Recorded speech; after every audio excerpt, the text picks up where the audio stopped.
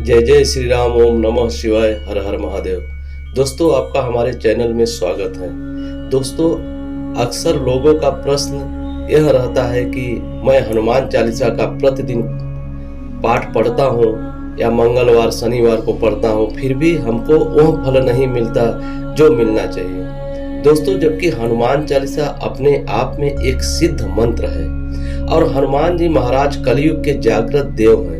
दोस्तों, ऐसी मान्यता है कि आज भी हनुमान जी स्वशरीर इस पृथ्वी पर भ्रमण करते हैं। दोस्तों, हनुमान जी ही ऐसे देवता हैं जिनको आप पूरे मन और श्रद्धा से बुलाते हैं तो वो तत्काल आपके पास चले आएंगे और आपकी जो भी समस्या है उसको क्षण भर में समाप्त कर देंगे। दोस्तों, हनुमान जी महाराज को केवल आप याद करते हैं तो भी चले जाते हैं, लेकिन आप हनुमान चालीसा का नित्य पाठ करते हैं तो भी आपको उसका फल नहीं मिलता है। तो इसके पीछे आपकी कुछ गलतियां हैं। उस गलतियों को अगर आप नहीं करते हैं तो निश्चय ही आपकी मनोकामना पूर्ण होगी। और दोस्तों, चैनल पर अगर आप नए हैं तो चैनल को सब्सक्राइब और लाइक और कमेंट बॉक्स में जय श्री राम जय हनुमान जी जरूर लिखना, ताकि हनुमान जी महाराज की कृपा आप पर सदैव बनी रहे। दोस्तों, जिनके तेज के सामने राक्षस राज रावण निस्तेज सा प्रतीत होता है, जिनके सामने युद्ध में टिकने वाला रणधीर आज तक किसी युग में पैदा नहीं हुआ है, इतने शक्तिशाली इतने बुद्धिमान गुणों के सागर होते हुए श्री हनुमान जी महाराज लेश मात्र भी अभिमान नहीं है। प्रभु श्री राम की आज्ञा का पालन करना ही अपना कर्तव्य समझते हैं। दोस्तों, हमारे देश में सबसे ज्यादा मंदिर श्री हनुमान जी महाराज के ही हैं। यहाँ तक कि प्रभु श्री राम जी से ज्यादा मंदिर श्री हनुमान जी महाराज के हैं। ऐसा कोई गांव या ऐसा कोई शहर नहीं है जहाँ हमारे बजरंगबली जी का मंदिर न हो। दोस्तों, हनुमान जी के भक्तों की संख्या दिन प्रतिदिन बढ़ती जा रही है। श्री हनुमान जी को प्रसन्न करने के लिए सबसे ज्यादा प्रचलित किया जाने वाला पाठ श्री हनुमान चालीसा ही है। एक ऐसी कृति है जो श्री हनुमान जी के माध्यम से व्यक्ति को उसके अंदर विद्यमान गुणों को बोध कराती है।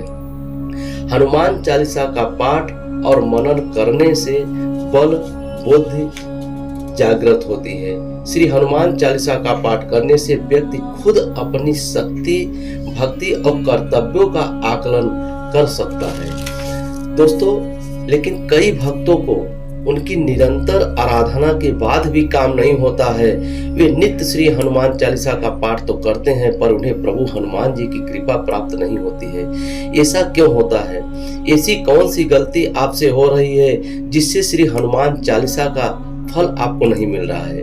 दोस्तों, आज मैं उन बड़े कारणों के बारे में बात करूंगा जिसकी वजह से आपको श्री हनुमान चालीसा का पाठ पढ़ने का लाभ नहीं होता है, या यूं कहे तो प्रभु की कृपा आप पर नहीं होती है।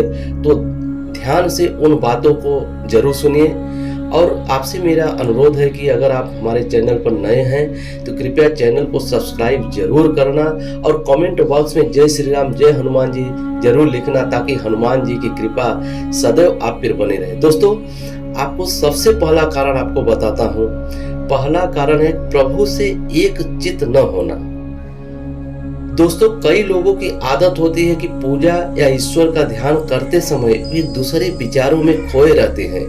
कोई अपने बिजनेस के बारे में सोचता है तो कोई आप अपने पारिवारिक कलह के बारे में, या कहे कि लोग एक खाना पूर्ति के लिए जैसे हनुमान चालीसा का पाठ करते हैं।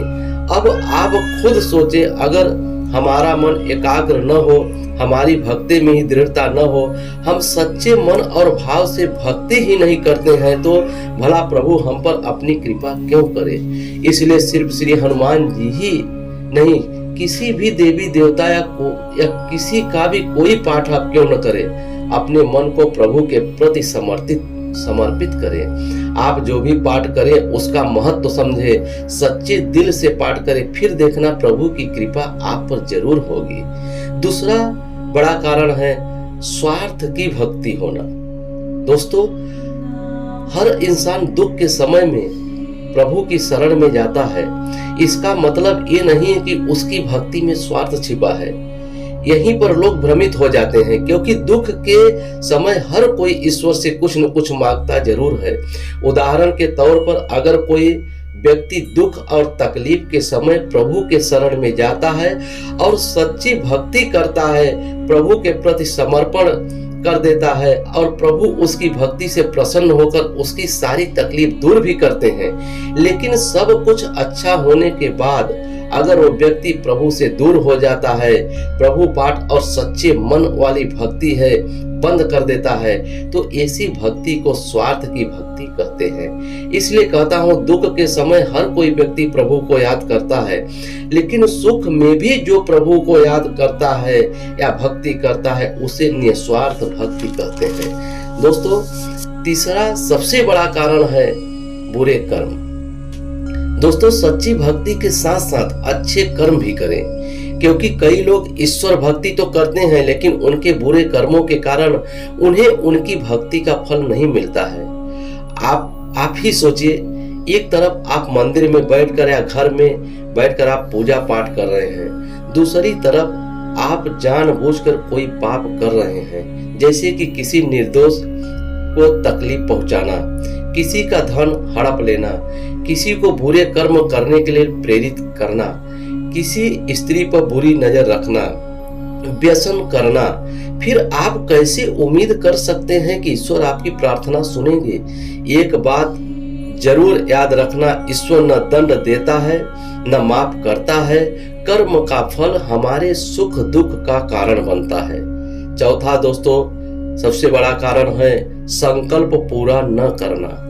दोस्तों, जब हम तकलीफ में होते हैं तो उस तकलीफ से बाहर आने के लिए हम हर एक प्रयास करते हैं। पूजा पाठ हो या व्रत रखना हो, मन्नत हो या संकल्प हो, वो समय ही ऐसा होता है कि हम सब कुछ करने के लिए तैयार होते हैं, करते भी हैं। लेकिन ऐसे भी कुछ लोग होते हैं जिनमें या तो धीरज की कमी होती है, या तो प्रभु के प्रति अटूट विश्वास की भी कमी होती है, या फिर उनका मन कहीं भटक जाता है, या फिर आलस्य के कारण जिसकी वजह से वो प्रभु के सामने किया संकल्प भूल जाते हैं या अधूरा छोड़ देते हैं। ऐसा बिल्कुल भी न करें, अपने संकल्प को पूरा करें। हाँ, अगर घर में सूतक हो या फिर महिला भक्त को मानसिक धर्म की समस्या हो तो इस सूतक खत्म होने के बाद अपना संकल्प पूरा कर सकते हैं। आखिरी सबसे बड़ा कारण है दोस्तों,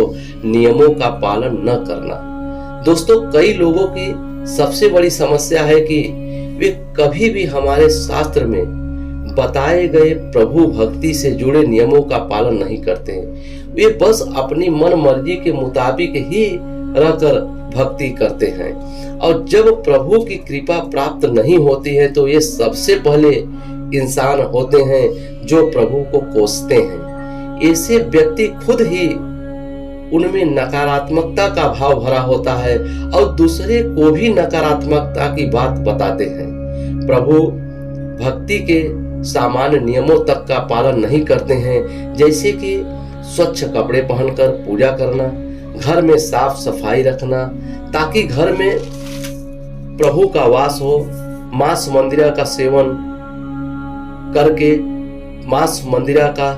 न करना, पूजा पाठ न करना, व्रत और संकल्प के समय ब्रह्मचर्य का पालन करना, बिना नहाए धोए पूजा पाठ न करना आदि सभी आप सभी से विनती है कि कठिन नियम संयम न सही, कम से कम रोजमर्रा के जीवन में सामान्य नियमों का पालन तो करें जो कि हमारे ही हाथ में है। दोस्तों, आज कई लोगों को उनके सवालों के जवाब मिल गए होंगे। देखा जाए तो ये सवालों के जवाब हमारे पास ही थे। हर इंसान खुद अपनी गलती को जानता है। एक आप ही है जो खुद की गलती को सुधार सकते हैं। बस इन बातों को भूलना नहीं है। सच्चे दिल से भक्ति करें, अच्छे कर्म करें, फिर देखना श्री हनुमान जी की कृपा आप और आपके परिवार पर जरूर होगी। बजरंगबली बहुत ही दयालु हैं। वे अपने भक्तों को दुखी नहीं देख सकते, वे आपकी सहायता जरूर करेंगे। तो दोस्तों, उम्मीद है आपको हमारी यह वीडियो जरूर पसंद आई होगी। आगे फिर मिलेंगे एक नए वीडियो के साथ। तब तक के लिए जय श्री राम, जय हनुमान जी, ओम नमः शिवाय, हर हर महादेव।